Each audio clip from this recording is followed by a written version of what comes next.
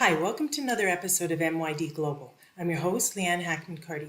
In today's episode, I speak with Michelle Whitmer. She's a writer with the Mesothelioma Center at Asbestos.com. So why are we talking about asbestos? Well, there's a personal reason. I lost my mother to mesothelioma, but I'm very concerned at the fact that during and after a disaster, individuals, first responders, can be exposed to asbestos and actually, at the end of the day, end up with mesothelioma. So stay tuned and learn how you can avoid being exposed to asbestos.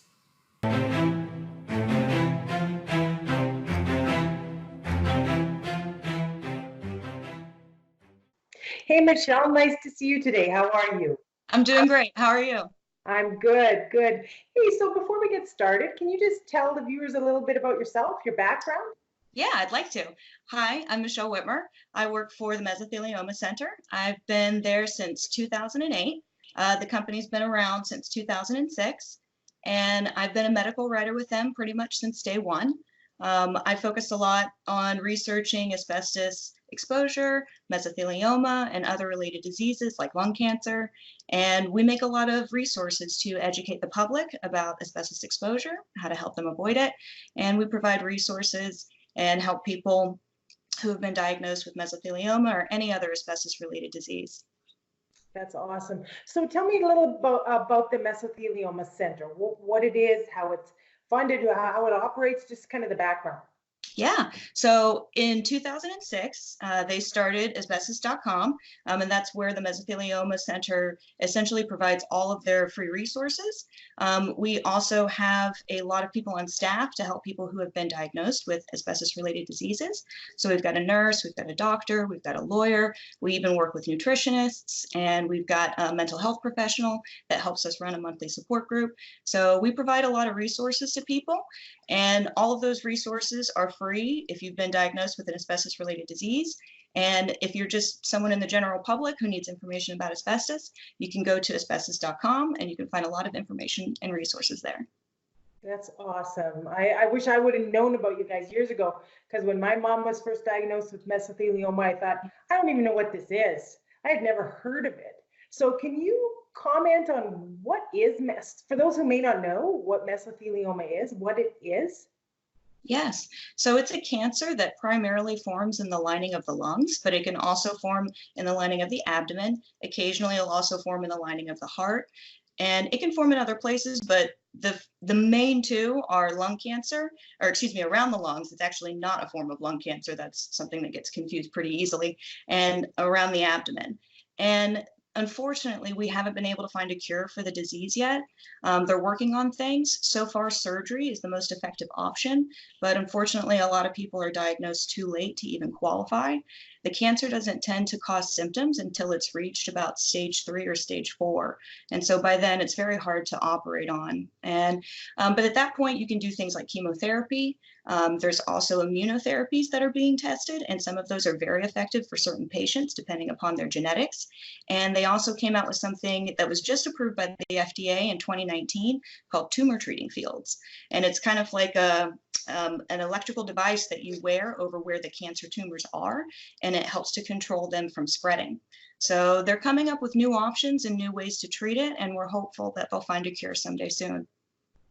Well, and one of the reasons I wanted to talk to you is around when I saw what happened in 9/11. And you know, all of the buildings that went down, who knows what was in the air at the time, the fact that it is a cancer that doesn't show up immediately.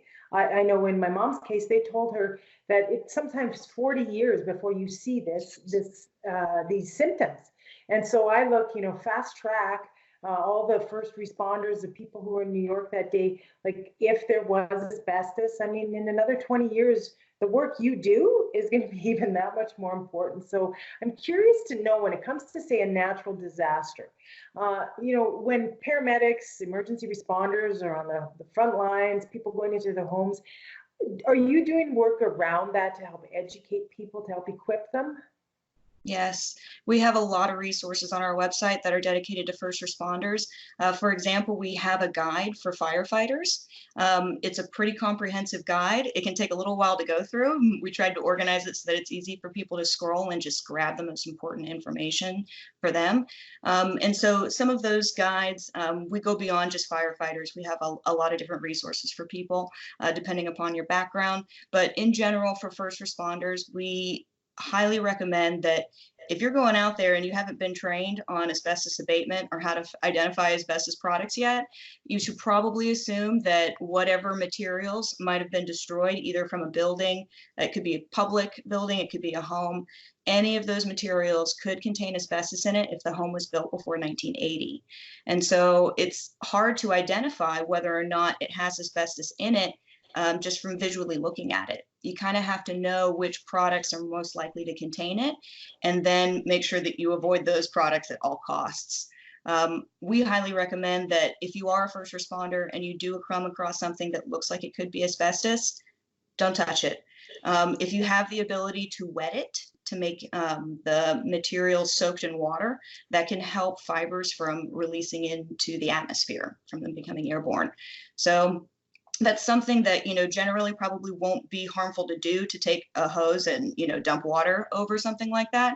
But even then, if the product looks like it's really friable, which means that it's been damaged in a way where the fibers are kind of apparent, you can see them starting to come off of the material, that's probably something where you should just walk away, tell everybody to get away from it, and call an asbestos abatement professional. Those people have been trained, they have the proper equipment, they have the right HEPA filters, all of those things to be able to handle the product and dispose of it properly, because there's a lot of regulations on how to get rid of those materials. There's only certain places where you can actually dump that stuff, and you have to make sure that it's properly labeled. And so a lot of people don't know those things, and if you end up just putting it in the normal garbage out with your trash and you get caught doing that, then you can get fined. So they have all these regulations in place to try and prevent people from being exposed in situations like this. But unfortunately, a lot of people just don't know. They don't know a lot about asbestos products, and they don't know how to avoid them.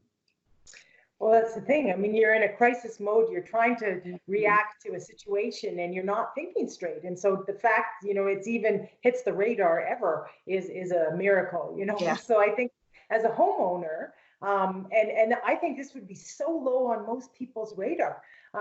What kinds of resources do you have for us, an individual to just kind of, is there a cheat sheet you've got where it says, if you're a homeowner, check these things, make sure you don't do these things? Is there anything out there for them?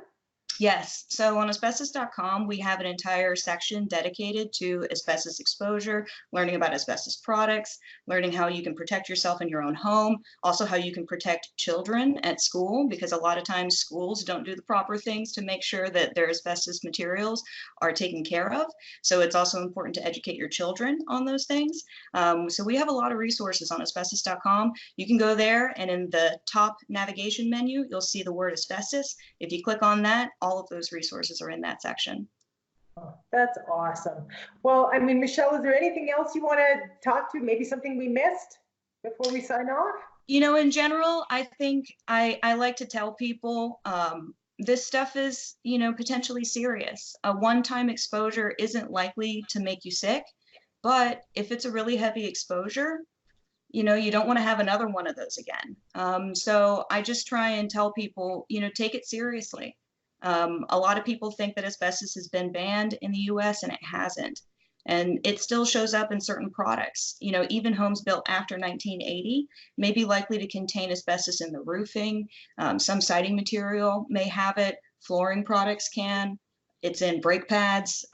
So it's kind of all over the place. And we're not really aware of how prevalent it is. And because of that, I just try and tell people, don't take chances with it.